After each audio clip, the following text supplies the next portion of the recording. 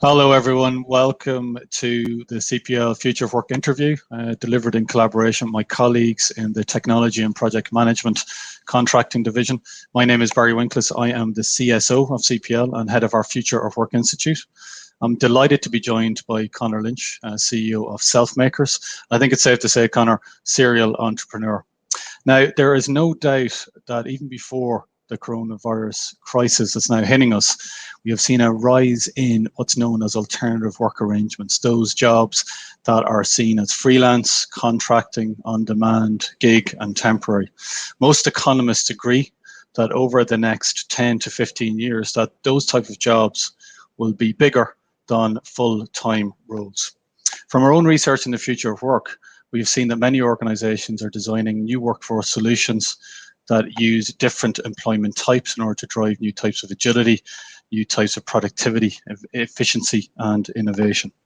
We're also seeing the rise of technology platforms like Fiverr and like Freelancer that are connecting contractors and freelancers globally with really interesting projects. We're seeing a groundswell of individuals who don't really want to do the 9-to-5 thing anymore. They want to create their own work experiences. They want to create new forms of salary, new forms of income streams, and lots of things are changing around this thing called work. I was really fascinated to find out that there are over 26.5 million non-employee businesses in the US alone, driven by their owners, and over 40,000 of those businesses are making more than $1 million in revenue. Now, it's safe to say that many people see alternative working arrangements, lots of benefits there, flexibility, interesting projects, but many see lots of challenges, particularly around worker welfare and worker security. And I think many of us in our careers will probably find ourselves working in this type of job type over the next kind of 10 to 15 years, many of us finding ourselves becoming micro entrepreneurs. And I think that's a good time, Conor, for us to get stuck into our conversation. So Conor, it's great to kind of welcome you to CPL and the Future of Work Institute. I wonder, could you give us a little bit of a sense of your career to date? You've had many hats, you've worn and developed many roles, you've worked on your own, and you've created many businesses. So it'd be great to get a sense of kind of your career to date, culminating in the new Selfmaker business. Thank you very much, Barry. Delighted to join you, and congratulations on your great news recently. I've had an interesting career, and it's really good to look back at it because you see things in a different perspective looking back than what might have been a little bit jumbled and kind of sporadic as you went through it. So looking back, I did follow the traditional route of going to college and then getting a job, and then I worked in marketing, and I worked for the likes of Rabo Direct, where I kind of cut my teeth. And it's really important, I think, to learn on the job, get the skills before you perhaps go out on your own, because it is risky, and a good way to de-risk going out on your own and going solo and being a contractor and a freelancer, etc., is really to master the skills and master the knowledge, master the domain, and also build up your network. So I've along the way, I've had jobs, I've had side hustles, I've set up a number of different brands, multiple brands. Some of those brands were just a bit of fun, kind of pet projects, passion projects, selling T-shirts online about Charlie Haughey and other things like that were on the panel and were kind of cult hits. So really enjoyed that. And that was all about learning about marketing and culture and brands and design and websites and e-commerce. And because that's what I wanted to do. So that became my career. And then after working with Rabo Direct, I decided, okay, I'm going to try this on my own. I think I could do this on my own. It was not at all as easy as I thought, but you have to back yourself. So I backed myself. I think I can learn this. You have that growth mindset. I think I can learn this. To be confident, work hard, try hard, keep the faith. And I have been so this company of one, I've been in that space for over a decade and still enjoy it. But also I built up a company that had over 10 people employed and recently sold that. So now I'm back to the company of one and looking at some exciting opportunities to try and get some people to join me and keep me company. And Conor, I'm fascinated. We've known each other a long time now, I think. And, I think one of the things that always fascinated me was you're always trying to find another way, right? A third way, as I call it, of doing something for yourself.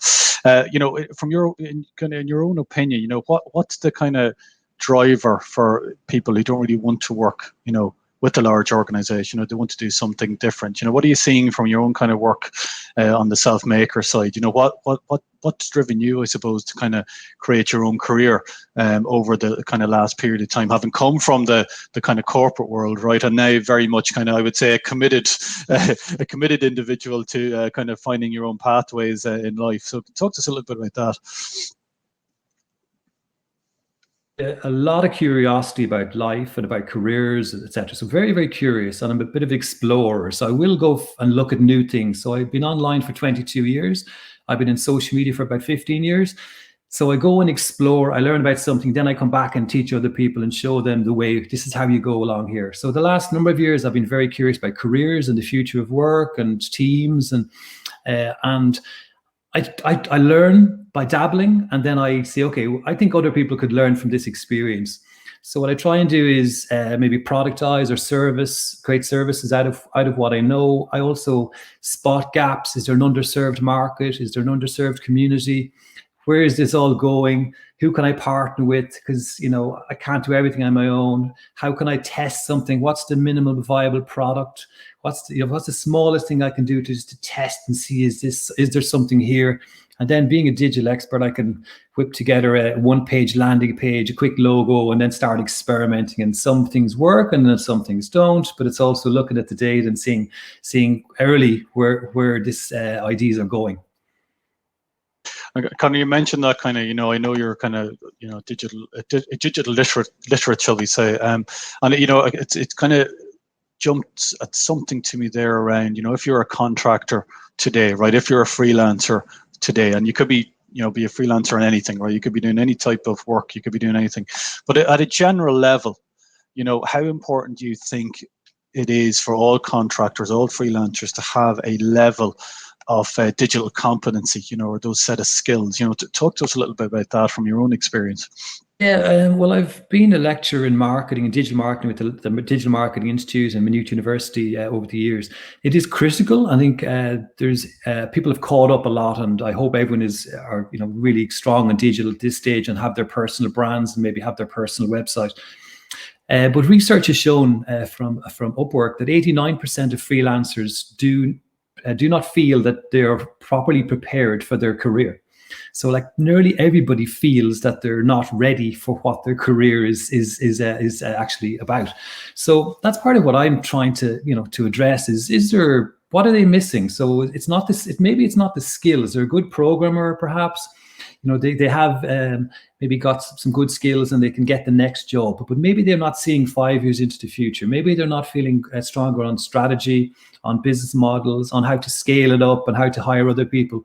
So they're saying they're having challenges, and I've been researching into that to try and see, well, actually, is there a business in this that I can offer a solution to these people based on my own experience, because I felt I had no tools. I would have been 100% in agreement. I was not prepared at all for the journey that I went on.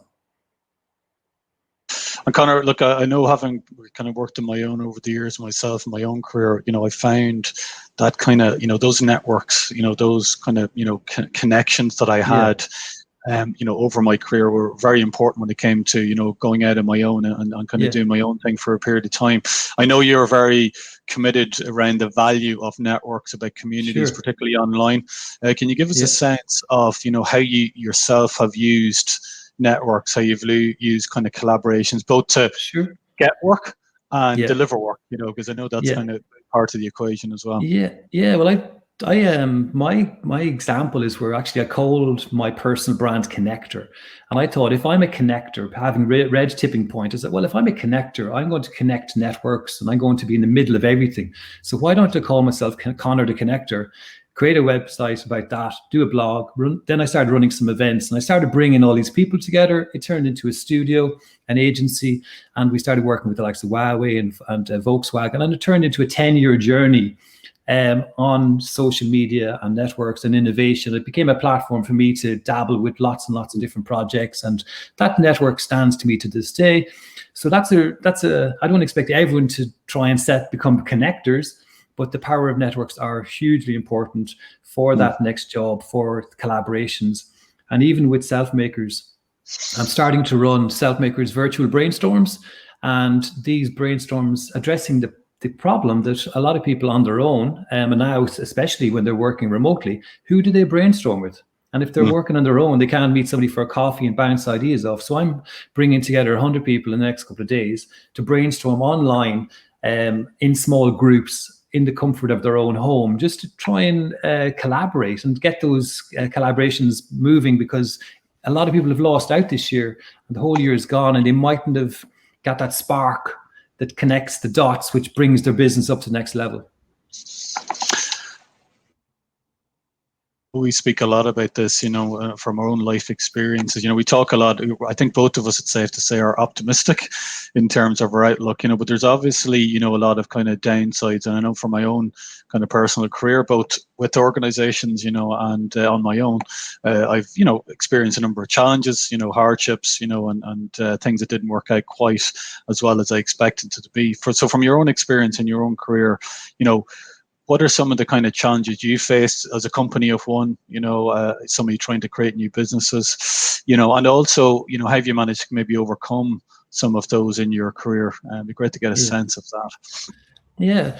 So I think we both would have that growth mindset and optimism that, we're facing challenges. I've never done this before. I really don't know how to do this.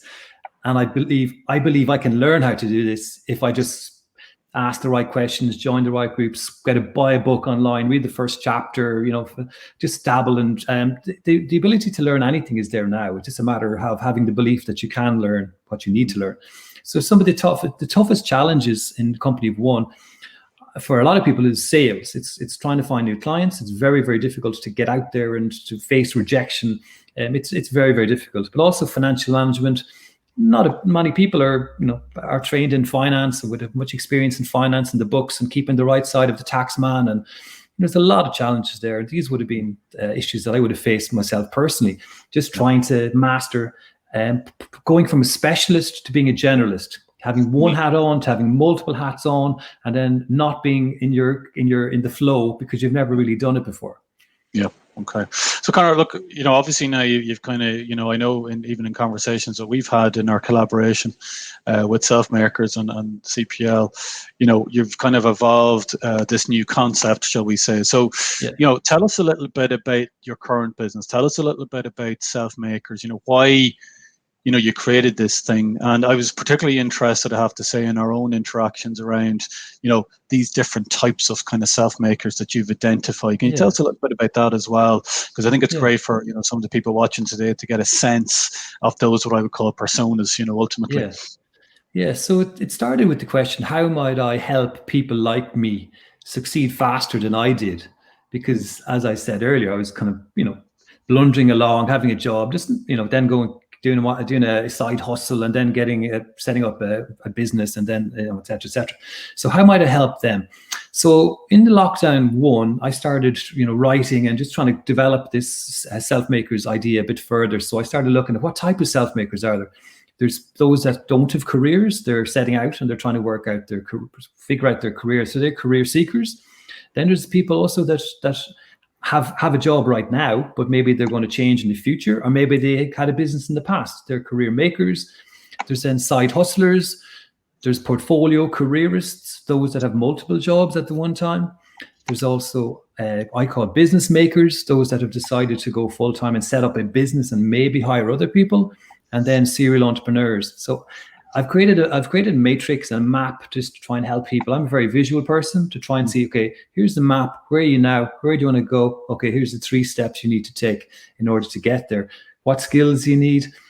What supports do you need? Et cetera, et cetera. So that's how I generally work, is just, some thinking time, some research, and talking to people. Here's my early ideas. Show it to a friend. Show it to you. Show it to other people. What do you think of this? Am I onto something? Is there anything here? What do you think? Tweak and then move forward. Yeah, and I think it's fair to say, kind of like all of us, I think in some shape or form have either got hobbies, or side hustles, or sometimes things that we're more interested in than the job that we're actually doing at that moment in time. So, again, just from your own experience and from the various people in your existing kind of Selfmakers network, what advice would you give to people that are out there kind of going, do you know what? There might be something in this thing that I spend my evenings doing, more so than the job that I'm doing in my 9 to 5. What advice would you give those side hustlers, if I wanted to use your phrase, right? Yeah. Well, I think it's really important to try and monetize. Is it a hobby, or is it going to be a job or a career? Is it going to make some money? Can you make a living out of it or not? Is the key question. If you love it, it's just a passion, great, keep going. But if it's something that you think, well, actually, this is going to replace my salary, can you make 50 grand off it? Can you make 100 grand off it? Okay, well then set a goal to, okay, I'm going to get one customer who's going to pay me 50 quid or 100 quid or 5,000, or it's just really trying to do an MVP, the minimal viable, the smallest version of what you have, and start talking to people. Join networks, join Selfmakers, come to some of our events, start talking to like-minded people. And I want to try and help people with they might get stuck. They might be stuck with their positioning. They might get stuck with their proposition. They might get stuck with the idea, the technology. And I want to try and accelerate them, get past that and move forward. But definitely, and the key thing is talking to people. We're all very isolated at the moment, which is terrible. It's holding a lot of people back. And I know this from experience. If you don't interact with other people and bounce ideas, you don't get that energy boost that you need in order to get through the troughs and then overcome. You've got peaks and troughs. And I think that interaction and talking to people, whether it's a potential customer or potential partner, just keep talking, and that's the best way for you to discover if there is something in this idea that you're working on. Nice, Conor. Conor, just kind of one final question, and to kind of flip things on its head a little bit. Obviously, at the Future of Work Institute, we do a lot of work with organizations, and we're starting to see, organizations really starting to harness those kind of, blended workforce models, recognizing the power that different employment types can give to their business. So I suppose from the kind of self-maker out, in your view, what, in your experience as well, what do contractors, freelancers, these kind of project-based workers give to larger organizations, maybe that they wouldn't have had before, right? From your own experience. Yeah, I think they can be bringing. They've got drive. They have, in order to be a contractor, they've got drive. They got belief. They're probably problem solvers. They're autonomous. They work. They can. They're also adaptable enough that they can work well in teams. I think they can be used to try and bring more entrepreneurship, into entrepreneurship, and to try and help the organization solve some of the problems that they're facing right now, and some of the problems could be that have arisen in the last year, and by people remote working. This is new to a lot of people. How do all these workers who are used to being in the office learn from people like contractors who may be more used to being remote workers and being collaborative in the cloud and from their way of working? So there is good opportunities for cross-pollination and bringing the two work streams together. Thanks, Conor. So, Conor, just give us a kind of a final word on where you are in your journey in terms of the Selfmaker business. What's your kind of next step in your own company of one, shall we say? Where to now, as they say. Yeah, well, at the moment, it's a distributed company. There's a number of people working with me on design, on development. There's two fantastic interns on Erasmus programs from the UK. We are testing a lot of different ideas at the moment, including virtual events. There's a web application which helps people to. It's called the Selfmakers Radar. Helps them, give them a score out of 100 where they currently are in terms of their company of one journey, and help them improve their scores. I'm about to launch some programs which will be one-to-one or group, in order to help people as well address the key issues that they may have that are holding them back. So I'm experimenting on a number of different things, but I've done all of this before, so I'm very confident that I can deliver what people are looking for. But it's always best to test small, and this has been a wonderful opportunity to talk to you and and your audience. And if they want to learn a bit more about the journey, they could go to selfmakers.com. Right, thanks very much, Conor. And I should also point out our burgeoning collaboration with Selfmakers from CPL and the Future of Work Institute. So just to highlight that one as well. So listen, Conor, just on behalf of myself, the Future of Work Institute, and my colleagues at our Technology and Project Management Contracting Division, just like to say thanks very much for taking the time. I know I've got some nice little kernels myself, from the interview. And as Conor mentioned, please follow the guys, on Selfmakers, selfmakers.com. And I know you guys are all over social media at this moment in time. You're practicing what you preach, Conor. Exactly. So thanks again, Conor, and look, best of luck and success with the new business. Thanks. Thank you very much, Barry. My pleasure. Thanks for listening, guys. Take care. Okay.